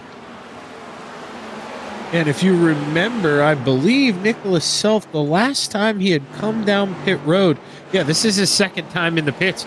He had come down, so he was on the lead lap. I mean, it wasn't on the lead lap. He was struggling, but he was originally on.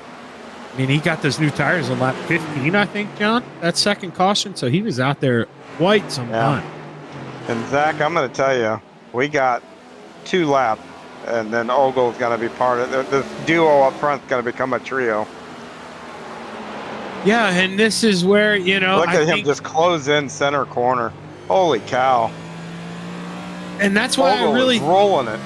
Yeah, that's why I think John Daniels got to get around him now, because if not, I mean, all Courtney has to do is, just drive it enough that Tom can't get by both of them. I mean, we know how that works in dirt racing when you want to run that outside, and if you don't leave room for the slider, there's nowhere to go. And I think if Tom can get there, make this that 3-car race, I think that honestly helps the 78 more than it hurts him here. Well, I think so too, but the thing I'm watching here as Ogle closes in is Tom is running essentially the same line as Nelson. So, you got to pass them where they're not.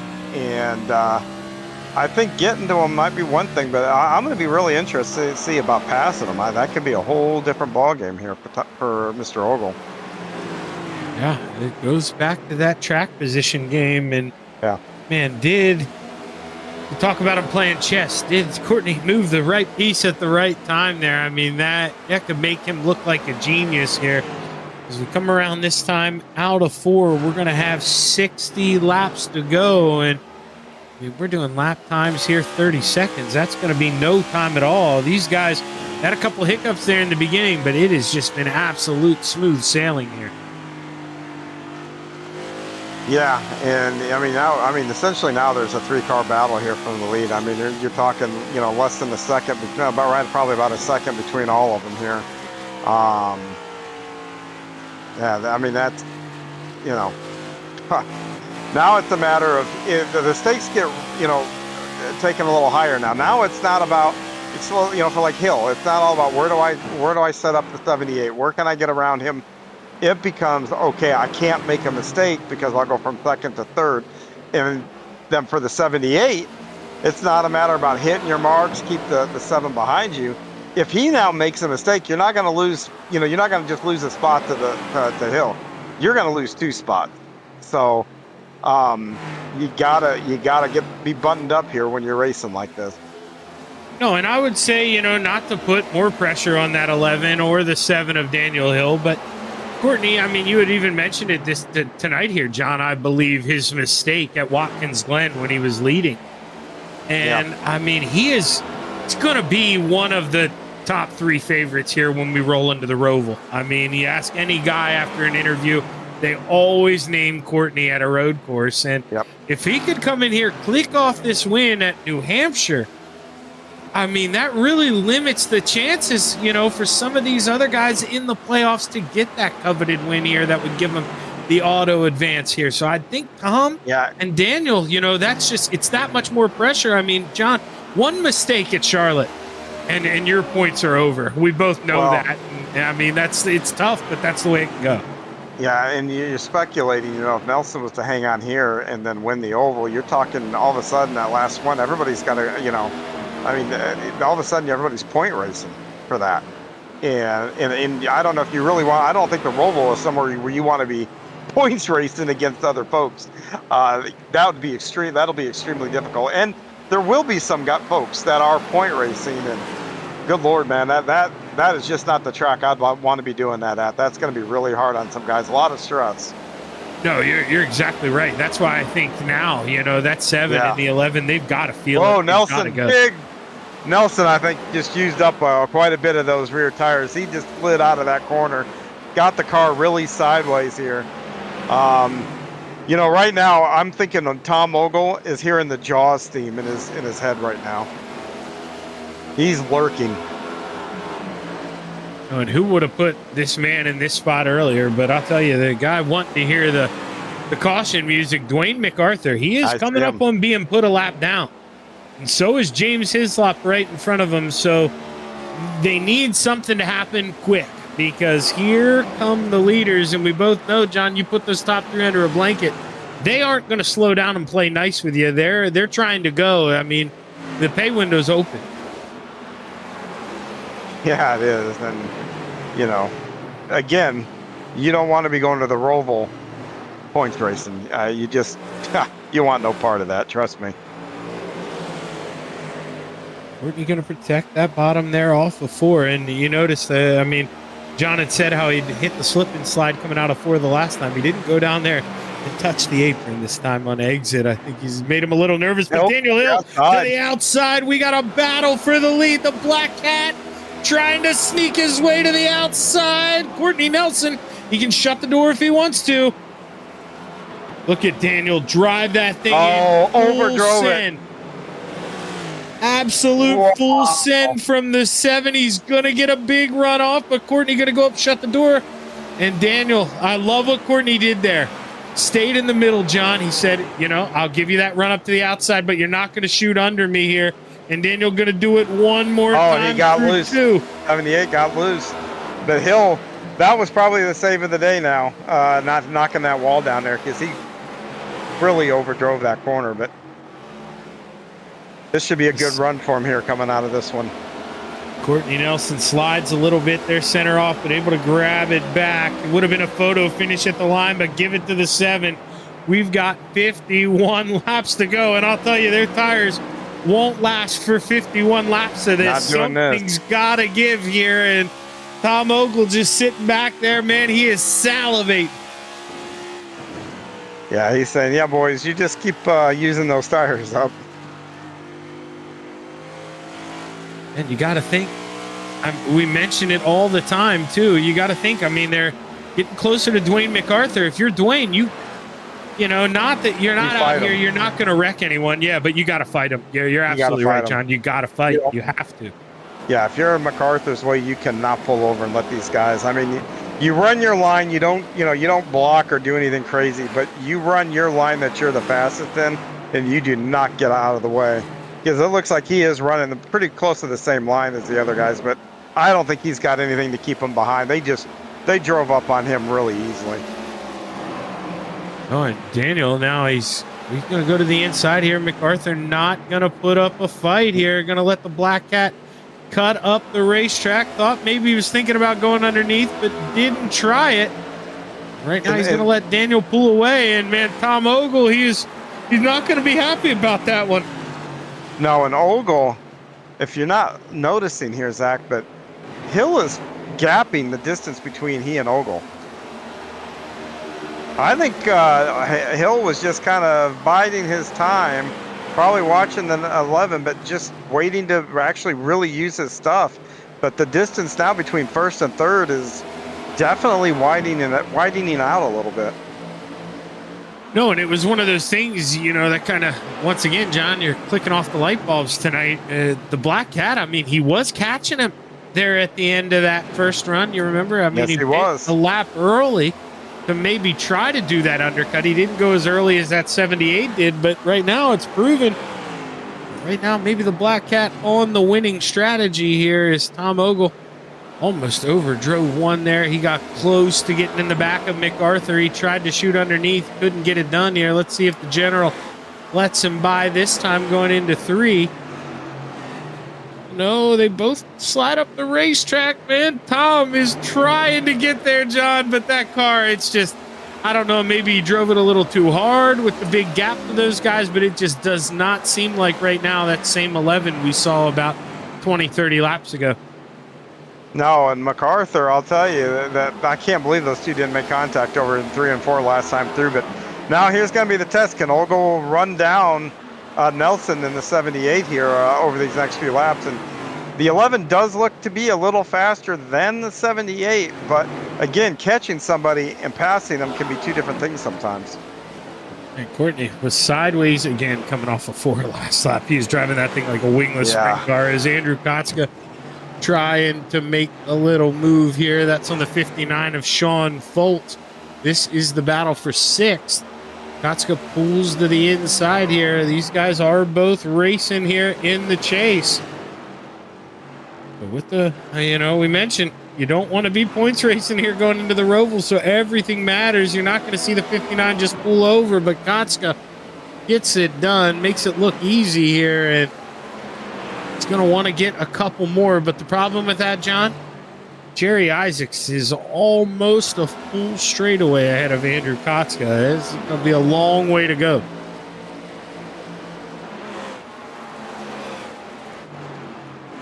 We're still quite a ways. As I say, yeah, you're right. We are quite a ways. For some reason, I thought we were getting closer to the end. That's good news for us. We got more racing. Yeah, and I don't, it's good news for, I'd say the majority of the drivers. I don't think Daniel Hill's going to complain here, but I'm kind of surprised. I had mentioned Tom Ogle there. You see him on the screen. He has not been able to close up to this 78 machine. And I really have. No. I've had my camera, if I'm being honest, the zoomed out camera on the 78, and I have seen him slide. I'm sure John has too. 3 or 4 times coming out of turn 4. There he even did a little bit too, to be honest. And the fact that Tom not really running him down while the 78 struggling, that's why I'm so concerned with maybe the way the 11 drove that car to start the second run. Because, Tom, he was the top dog there for a while, John. But if you remember, the 78, the 11 was starting to back up to the 7, the 78, and then Courtney had a really big slide that kind of took him out of that trio. But, there for a while, Courtney was rolling him in, and that's why I said I think catching him is going to be one thing, but passing him, I think on the level of difficulty is going to be a completely different thing here. But as we kind of talk about these two, Hill is, he's just picking them up, laying them down, and he's starting to drive away from them. But he's coming up on a lap car who, I said this the last time for Dwayne MacArthur, but I would really think here James Hislop not going to pull over. We'll see if I'm shocked again. This could tighten up those front 3 a little bit here. 100% it could. Did you see that Mobil 1 machine? He is going to wonder what could have been. Tough restart for him on that final restart. And then he gets the luck I said that I get. We stay green flag after the mistake. And, well, Hislop, he did a good job there. It looks like, he is going to try to run this thing. He's going to go up top, try to get those runs off the corner here. Well, Hill just dives it in there. But 92 is going to get a good run off, but it doesn't. Boy, I don't think Hislop's fighting him. No, it doesn't look like it. No. Seemed like there for a second he was, but nope. I think he realized the writing's on the wall. He's just got too much pace. And now if you're the 92, it's not what you wanted, but you got to hope for the lucky dog. Well, you know what? I bet you if we were to go back in time when he let the field pass, when he got in trouble early on, and if you told him, hey, you're going to get back up to 11th, it's not ideal, but I bet you he'd take it. No, and that's one you look back on if you're the 92. If you have a good run at Kansas, you have a good run at Charlotte, the Roval. You look right back to this rebound, and maybe that's what put you in the chase. Because, you've heard us talk about Dwayne MacArthur going a lap down some of those guys. Not everyone, now I'm going to lie to you. I think the only driver is Lloyd Moore in the chase? Is that another one that I'm sleeping on? Let me look at his car here. No, Lloyd Moore not in the chase. So we've got Lloyd. and Clay Walker, 2 drivers in the top 10. So, I mean, really, that's, coming out 9th out of the guys you're racing with, that's a great rebound for James. 100%. Especially on a smaller track like this, too. You know, I mean, there's just not a whole lot of opportunity to pass and to be able to get things back up, back up to where he's at here. So he's done a really nice job here. But, you know, Zach, call me loony. 78 is rolling back in on Hill. I know his lop's between them, but that distance is closed up a little bit. 0.05 of a second faster last time, according to my little telemetry. We'll see what it is. Whoa! He's sliding again. He is using it all, John. Yeah, and Courtney's run with us on dirt, a few times, and he's a heck of a dirt driver, and I keep thinking some of that experience keeps paying off for him. No, and it's unbelievable. Even with that slide, him and Daniel Hill's laps were almost identical. He was a little slower than Daniel there. As you see Medlin, he gets passed by, I believe, Lloyd Moore. Lloyd Moore in the 00 machine, moving himself up. He's got a little bit, though, to go now to Sean Foltz. As Foltz getting ready to enter turn 3 right now. So you can see he was there. There was one car in between. Going to have to go here. We are running out of time. Let's do some math here. 34 laps to go. So that is not a lot of time here. But, John, I would think, not that I want it. Maybe I do want it. If we get a caution flag right now, everybody's coming down for tires, right? 100%. I would take no fuel and gas. I would take no fuel but tires. Keep the car light. Get fresh rubber on it and turn your car into a rocket ship. Daniel Hill works himself by Michael Dow. Michael not putting up a fight there. Right thing to do. Couple laps down, and the next car, or 2 cars up. It has been a rough night for Victor Lane. He finds himself in the chase, John, but currently we're running 23rd. Oh, man, he is going to really need some magic here these next 2 races. Yeah, he's going to need a couple of good runs to get that. He's going to need some good runs, and I'm going to guess he's probably going to need a couple guys to have some trouble, too.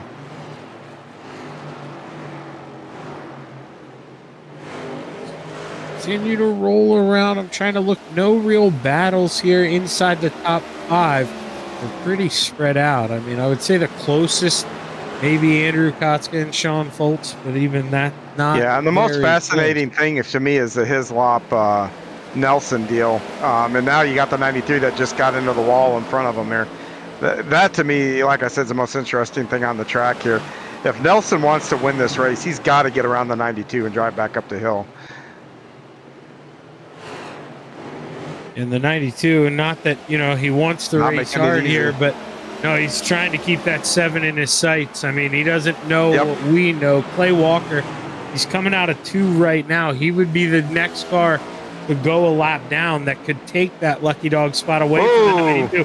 As James Hislop and Victor Lane almost make contact. I think that's what my partner was talking about. That's exactly what I'm talking about. Close call there, John. Man, that would have made Nelson. I guarantee it, that grabbed Nelson's attention. Yes, it did. And you can see on the timing chart, last time by Nelson, 0.3 of a second slower, almost 4 full tenths of a second. He really had to crack it. Now he's going to need to all but be perfect here if he wants to run down the Black Cat. Yeah, he's got to get around the 92 here. I mean, I've been saying that now for a few laps. But every time he gets a good run, he gasses it up here, and he gets loose coming out of 4. And I think this time it looks like his lop's finally no moss. Yeah, I think, his lop possibly, not that, I'm rubbing my crystal ball or anything, but you let those 2 go battle, maybe that's your caution. That can put you on the lead lap here, so, you need to try to play your odds, and no reason of fighting it here. You just got to try to stick around. And Nelson on the slip and slide one more time there, coming off of 4. He is really using it up, and he has pulled away from Tom Ogle Greg McDaniel pretty far back behind Tom Ogle, but he's another guy who we talked about a little bit. Boy, he got squirrely again, too, the 78. Yes, he did. But Greg McDaniel, man, he has won. I mean, he won at Dover, got him into the chase, but man, he has just been stealthily quick the coming races after. I mean, he is top 5 after top 5, and looking at one once again. These are the kind of runs that are going to advance him here into round 3. That's what the Flintstone machine needs to do. Yeah, and he's a guy that I think will be dangerous at a place like Kansas, too. I mean, he's really good and really fast at some of those tracks where, you know, maybe the two ends of the tracks don't quite line up the same. So, yeah, can't wait to see what McDaniel does. But I'll tell you, Nelson just can't, you know, steady Eddie, you know, clicking these laps off here. We're going to have to check and see the time between the two if he's got anything. He's not a whole lot faster, but the question's going to be, you know, we've seen some big slides out of that 78. Is he going to have enough left? Because he's going to have to use some tire up running him down. Is he going to have enough left when he gets there to do anything with him? It's going to be my question. It's interesting, too. I mean, obviously, he's not going to get there 7 seconds back. Greg McDaniel, he's been a little quicker than all these guys. As you take a look, what is it this time? Courtney Nelson, and gets him by almost a tenth again here, John. I mean, Mr. Consistency here. We're going to have a race on our hands if he keeps this up, unless Daniel maybe just saving a little bit and playing a game. I mean, this could get interesting, and you look ahead there just a little bit. We got 3 or 4 lap cars coming up. I mean, this could be perfect here for the 78. 100%.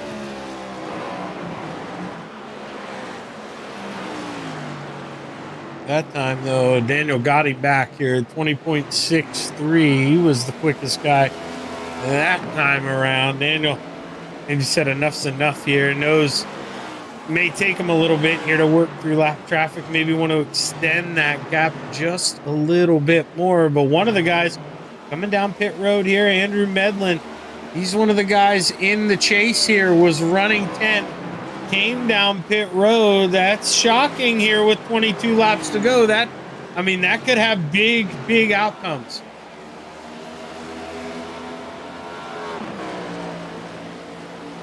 Man, that is, I'm still scratching my head on that one, but we'll have to see what happens. Hopefully everything's all good there with Medlin. His last time around, Daniel Hill faster again than Courtney Nelson. This time by, I assume he's faster again, way faster, as he got down in the 5s. And man, I haven't seen anybody in the top 10 run a 30.5 in about 6 or 7 laps. So, which means he's got something left in the tank. Yeah, I think that told us all we needed to know there. Maybe he's letting those guys catch him a little bit here, because it looks like on that speed chart he has plenty left.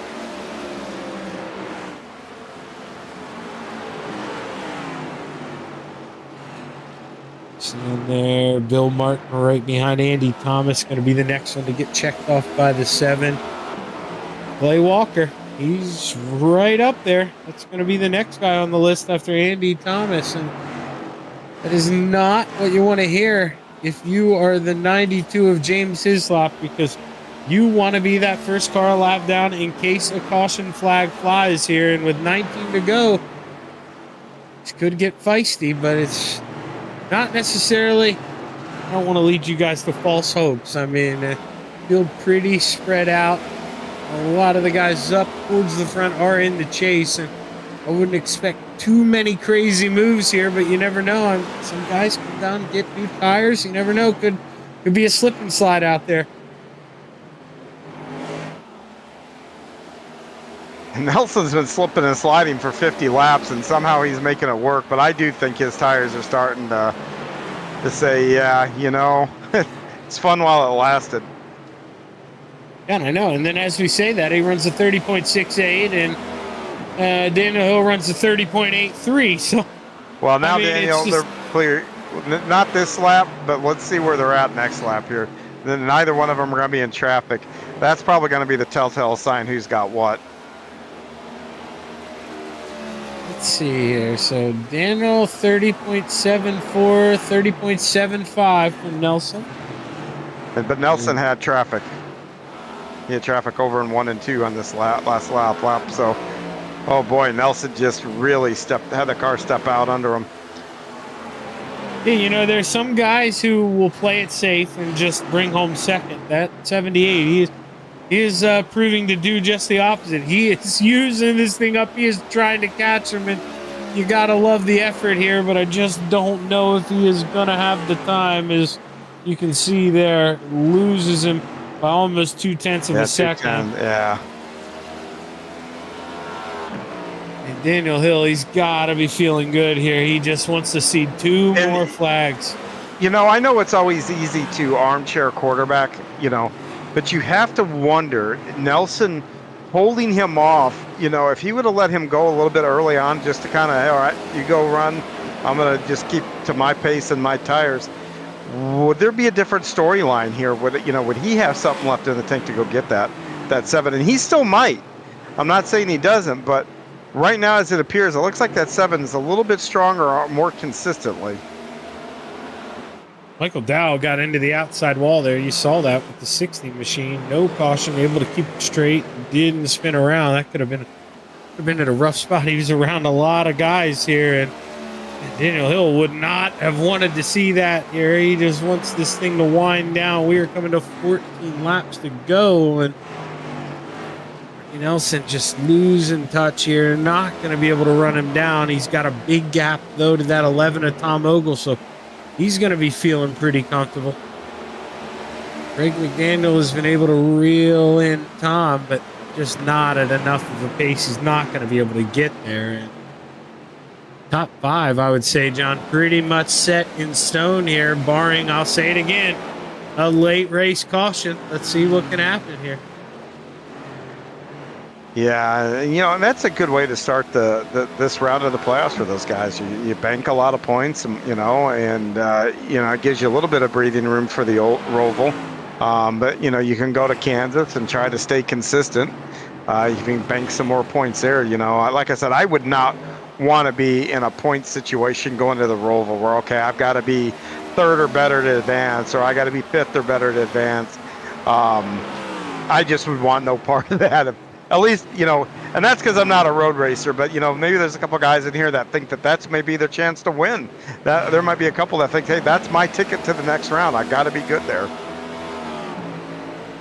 Some guys are going to need to have that attitude, because it hasn't exactly gone everyone's way here this evening. And you're seeing Crisco work to the bottom of Brian Lynch. It's not as big of a deal for Crisco as it is for Brian Lynch. That's going to be another spot he's missing out on. And, man, right behind him, Andrew Kotska, he's on the lead lap. That won't be for position. So ignore what I said. Nelson. There, and Brian Lynch goes up, brushes the wall.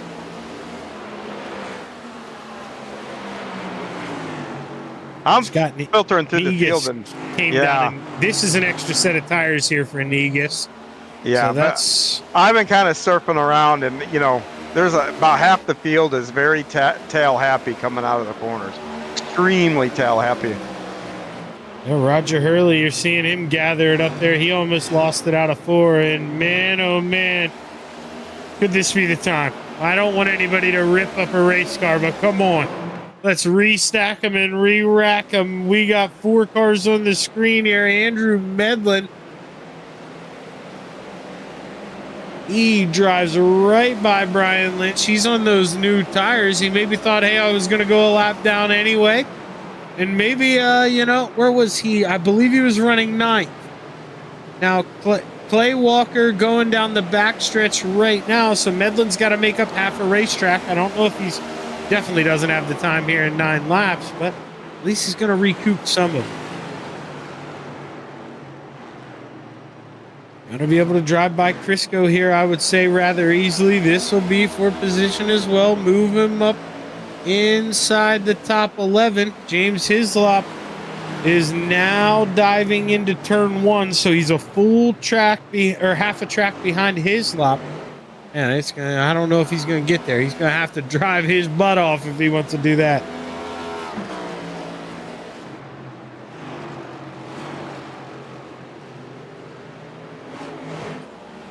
I mean, MacArthur, not the race for him here. Is watching him, Clay Walker going by. Here comes the leader about to go by. And man, Dwayne, he is had a great season, but now round 3 here of the round 2 of the playoffs, excuse me, not treating him as nice, and he's gonna have to, you know, pull out a big win here in Kansas. And I'm hearing he coming down pit road, he might have blew a tire. He probably ran that right front too hard. And John, we've talked about it before on iRacing, we're not going to get the blown out tire, but drivers will get a meatball and that car will be a handful. So you got to get down to pit road. Yeah, and as someone who's had that meatball for blown tires, maybe not in these cars, but other cars, when that happens, you can stop, can come to a complete stop, and you still can't turn your car. I mean, that's how bad it feels. It's almost closing time here. 5 laps to go. Courtney Nelson nowhere near the trash man, Daniel Hill. He is going to need that yellow laundry to fly here if he wants to make any move. And boy, I mean, that would be interesting, because I'd still think green, white, checkered, every car on the lead lap gonna pit. But man, if you made one mistake on pit road, oh boy, that could cost you here. So Daniel sees 4 fingers in the air, 4 more trips around. He just needs this to stay green. Yeah, stay green, and he doesn't need to make any mistakes. Like I said, a lot of these cars, and you just saw the blown tire with the 83, you want to make sure nothing goes wrong with you as much as you have to worry about something going wrong for somebody else. See Daniel there working by Clay Walker. That puts Clay a lap down now, which means James Hislop no longer the lucky dog should a caution flag fly.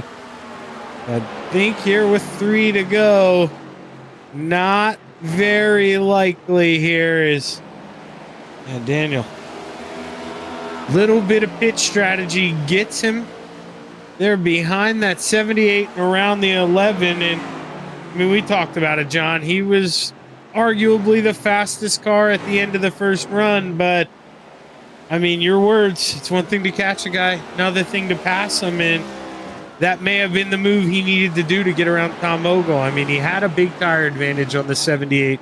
That's not as big of a fight, but Tom Ogle, man, that could have been his kryptonite tonight. Yeah, I mean, it really could have. But I think Hill's probably been really confident.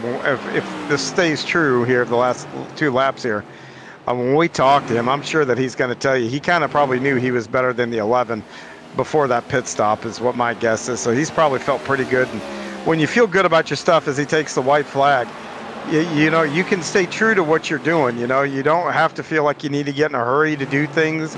You just need to, you know, keep doing what you're doing, and you just know it'll work out. Oh, and now he's definitely not in a hurry here as we roll through turns 3 and 4 for the final time.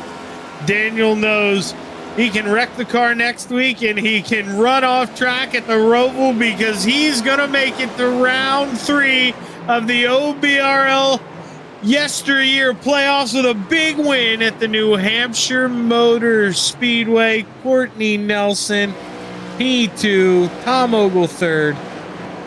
Man, what a podium. I mean, it was those 3 all night towards the front, John, but I mean, it looked like it was going to be Tom Ogle for the longest time leading this 3 home. We got a great race there after 2 early cautions.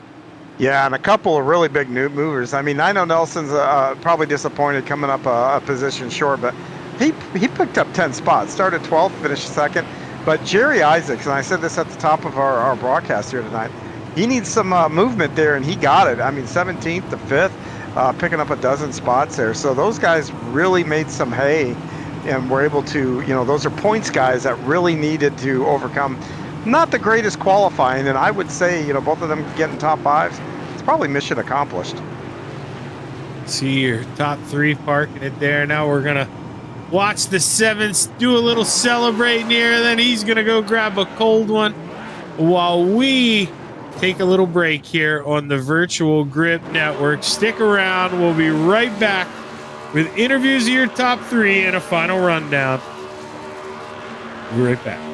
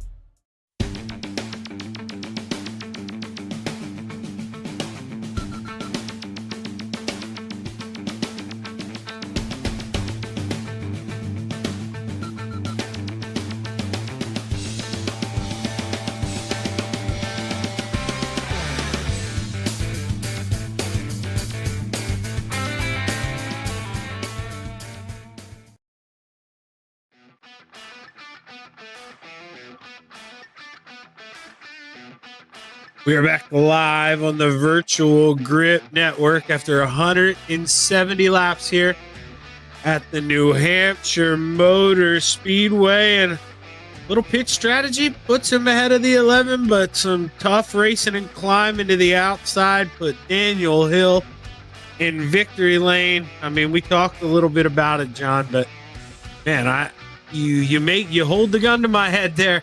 I'm picking Tom Ogle at that halfway point, but man, Daniel Hill, he stole the show.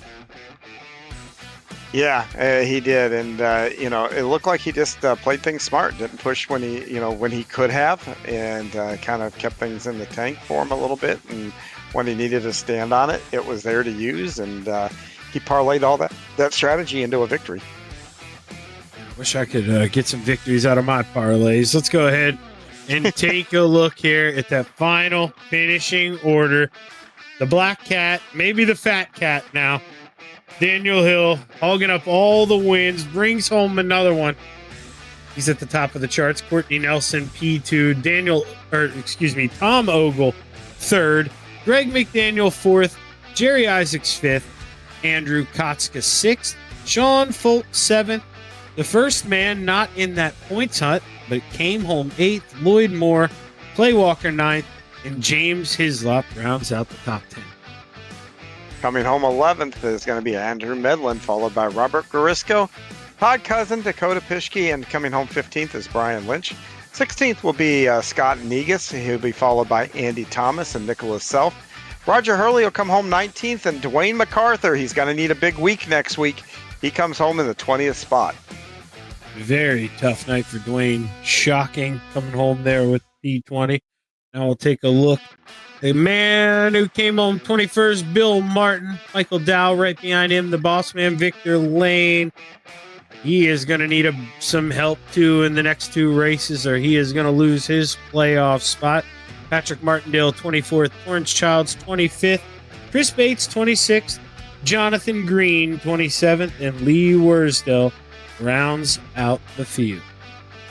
So let's go ahead. Let's bring up that 3rd place finisher, Mr. Tom Ogle. Shaggy up in the booth, man. You got a copy? Yep, I got you. Well, I'll tell you, Tom, it's just one of those races where, it seemed like it was all about track position, and maybe those guys snookering you a little bit, hitting just that much earlier, maybe gave them an advantage. But give us your point of view. What did you think? I wanted to overcut, but I expected Dan to pit earlier. And then once he pitted, I only had 1 lap of fuel, so I couldn't overcut. So I was kind of like in a box then. So then I kind of overdrove the car, catching back up to him. And I underestimated how bad dirty air was, because I'd pretty much been in clean air the whole first run. And I just managed the heck out of my tires the first run, So I just mismanaged the race, basically. Well, that's easy to do. You never know what kind of pace we're going to go at. That kind of leads me into my next point. 2 early cautions. Tom, did you expect one, maybe a little later? Because I know I sure did. I was impressed. You guys always do it, man. But that long green flag run to close really caught me by surprise at a real slick racetrack. I thought for sure. So I thought the caution would come when guys pitted and there was that speed differential, especially breaking into the corner, So I expected a caution kind of late. Dan had ran me down at the end of that long green flag run, so he was faster than me anyhow. And I'll take a 3rd. I'm kind of belly aching a little bit, but a 3rd's a good result against Courtney's really fast, Dan's fast. So I'm real happy with 3rd, but I kind of regret mismanaging my race. I'm not sure I could have beat Dan, but I should have probably saved a little bit and caught Courtney there at the end. But I lost my mind driving on new tires. Obviously, P3 helps you here. First race, round 2. But with that, big, what do I want to call it? The snake in the grass coming up that road course. You feel pressure on you next week. I believe we're going to Kansas. He's mentioned, I've seen you at the 1.5 miles. You're a dang fast racer. Is there pressure on you to get the win here and just take the Roval out of the equation? I would love to do that. I kind of wanted to do that today. I'll be fine at the Roval, and I'll score points and stuff. And I'll just manage, try and get 0x and top 5 there. But a win at Kansas would be sweet. But it's going to be hard to beat Dwayne there. He's really good at the 1.5s. He manages his tires really well. And there's a bunch of guys good at the 1.5s. Well, hey, kicked off round 1 or race 1 here, round 2 with the top 3. Congratulations, Tom. You got anybody you want to thank before we kick you out of here? Oh, Andrew Medlin and Brian Lynch. We kind of talked things through before the race and about pit stops and stuff, and all the admins that put on the races and do things behind the scenes. It's a ton of work, and it kind of goes unappreciated sometimes. So I really appreciate them and you guys for putting on the broadcast. Well, hey, we appreciate that, Tom. Congratulations on a good run. Can't wait to talk to you again. Good luck next week. Thank you. Have a great week. Tom Ogle there. You could hear it. Little yawn. That had to be tiring, John, but you got the man who brought home P2. Who we talking to? Well, we're talking to Courtney Nelson. And Courtney, you ran second here tonight. Set you up good points-wise, especially with a Roval looming out there, which we know you're really good at those road courses. But kind of walk me through your night a little bit. Oh, it was it was the same as Bristol, just run my race, ran my line, and see where the cards landed, right? I'm not a real big fan of this track and this setup, so it was just trying to do what I could to get pace out of the car. Well, I don't know if you felt it in the car, but I'm just going to say it. Man, you were driving that car like a dirt car often, especially coming out of turn 2 or two, it's not turn 2, but turn 4. Saw lots of big slides there. Did that, but you never lost pace. I mean, how did you manage that? I mean, it's just usually when you have guys doing big slides, it will hurt you on the stopwatch. Yeah, I had to, because the car was so tight, I would go down and hit that flat spot on exit as I drove down, and it kind of de-wedge the car and put it in that little bit of a slide. So it was just managing the throttle and letting it drift up to the wall. I wasn't really working the wheel too much, just managing the throttle and letting it slide. Well, man, I tell you made it a lot of fun to watch here. And, we got Kansas now on the horizon here. What are your thoughts going out there? I did some practice. I'm not real fast at mile and a half, but it was fun to drive. So I'm hoping to get top 10, top 5, just see if I can get some good points to make it to the round of 8. Well, fun to drive, that's usually half the battle. I've always said drivers like the track, and that's always good for half a tenth. And when they don't like the track, that's usually good for losing about a tenth. So, well, we'll look forward to watching you down the road. Anybody want to give a real quick shout out to? Oh, like always, you guys for the broadcast. Me and my family watch it back, and it's great to watch. All the admins, Victor, my teammate James, he helped me out a lot this week with some different ideas on driving this place, and it's been a good couple of weeks. So just want to ride the wave. Awesome, buddy. Well, we look forward to seeing you down the road, and good luck here with the rest of your playoff push. Appreciate it, guys. Have a good night. Yep, thank you. That's Courtney Nelson, our runner-up here at Loudon. And Zach, you got the black cat. I think Dan Hill, our winner. Yeah, I think, we were talking, though, Dan. We may have to take that nickname back, though, man. We may have to call you the Fat Cat because, boy, you are just eating up all the wins, man. You have been the hottest driver this second half of the season, hands down. And to come in here, race 1, round 2, lock yourself in for round 3, man. How are we feeling? I'm feeling great, but no takebacks. That nickname has brought me way too much luck, so you can't have it back. Fair enough. I told him, once you took that nickname and acknowledged it, that was the thing, and I gave John credit for it. I mean, it has just been unbelievable. And tonight, Dan, you were running the first run, P2, but right before pit stops. I mean, you're slowly working in Tom. You were right behind him. I mean, did you have him where you wanted him? I mean, we couldn't really see the pace when you were in P2, but you weren't letting him get away. Yeah, this place is really hard to pass. This tire model, it's really, really hard to do anything. So I could get there and I just couldn't do anything. And I really wanted to do the undercut like what Courtney did to get by, because that was going to be the way I was going to try to pass. But I got burned so bad by it at Bristol that I was really nervous about it. So I kind of waited till as long as I could to decide to go in, and still somehow managed to leapfrog Tom, which thankfully I did, because I'm not too sure if he'd have come back out in front of me. I don't know that there was going to be anything I could do to get around him. No, and let's be honest, I'm not sure how aware you were, but Courtney, if I take a look, he had hit 6 laps before you. So, not a huge amount, but enough. You caught him with such a good pace. Did you think it would take as much to get around him as it did? It seemed like, you were trying to work the bottom, but finally said, hey, enough's enough. I'm going to take this thing to the top shelf. And, man, that's what ended up working. Well, it's definitely not that I thought that Courtney was any easier. Trust me, that dude's fast, and the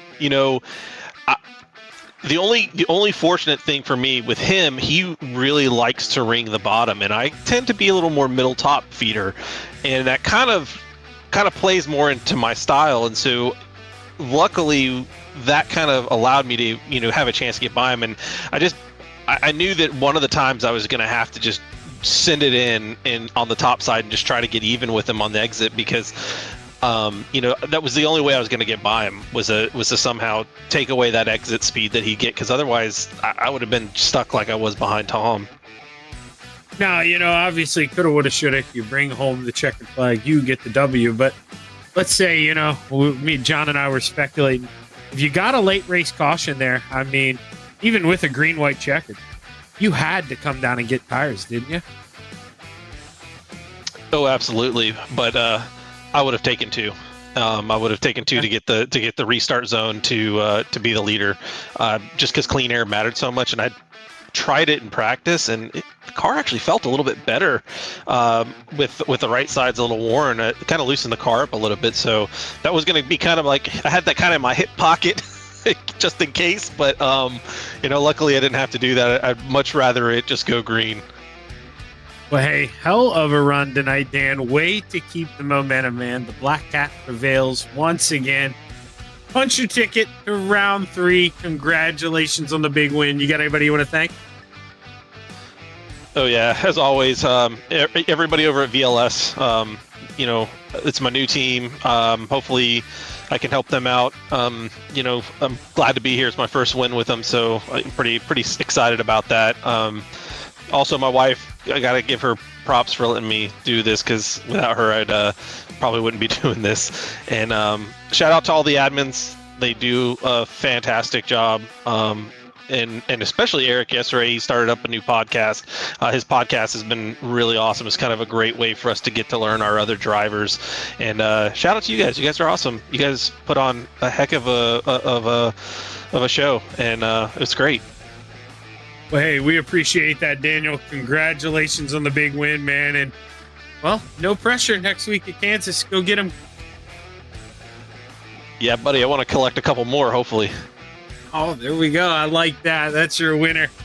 Daniel Hill bringing home the checkered flag at the New Hampshire Motor Speedway. And I tell you what, John, I really did. I got a little goosebumps there, man. He wants some more. You better watch out for him next week at Kansas.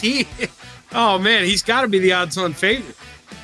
Yeah, since he donned that cat on that car, he's been the luckiest cat, and I'll tell you what, he hasn't needed it. That's the thing. It's we've kind of gave him the moniker to have bad luck, but he just hasn't needed it. He's just been better than everybody else, and this is the time. You always talk about playoff teams, and sports and stuff like that, but there's something that is legitimate about peaking at the right time. Dan Hill is peaking at the right time. He's going to be tough down the stretch here. Yeah, all eyes are going to be on that 7 car next week. Speaking of, bring it up, Ryan. Let's take a look what's coming up. Tuesday for me, looks like I'm busy. I'm at the Oxford Plains Speedway here in the YesterYear Tour Modifieds. Make sure you tune in for that at 8:30 Eastern. I've been there before, but Oxford Plains, that's a tighter one, isn't it, John? Smaller racetrack? Yeah, you're going to be turning an awful lot. It's one of those tracks where if you have your wheels straight for any more than 2 seconds a lap, you're probably driving the track wrong. So it's the textbook definition of a bull ring. It is almost a complete circular track. At least the groove and how you run it makes it almost a complete circle as you're racing. Well, and then you heard us talk about next Sunday, Kansas Speedway, 1.5 miles, but definitely not, your typical 1.5 miles, John. Going through that tri-oval stuff like that, it's going to be a wild ride. I mean, good luck if you had a tough race here tonight. I think, not to say it again, but pressure is on for Dwayne McCarthy. Well, it is, and you heard me say it several times tonight during this broadcast. You got to get it right next week because, boy, you really do not want to go in the Roval and have to try to point your way in at that point. I mean, you want a cushion to where you can, maybe have a little bit of a mulligan if something goes south, but you don't want that to be your make or break race. That will be a very tall task for almost anybody in the field. Well, make sure you hit that subscribe button here over on the Virtual Grip Network, and you won't miss any of these shows coming up. But that is going to do it this evening for the OBRL YesterYear Racing Cup Series. I'd like to thank my partner, John Hine, our dude in the back, Ryan Seneker, And last but not least, we at the Virtual Grip Network want to thank all of you for tuning in. Have a good one.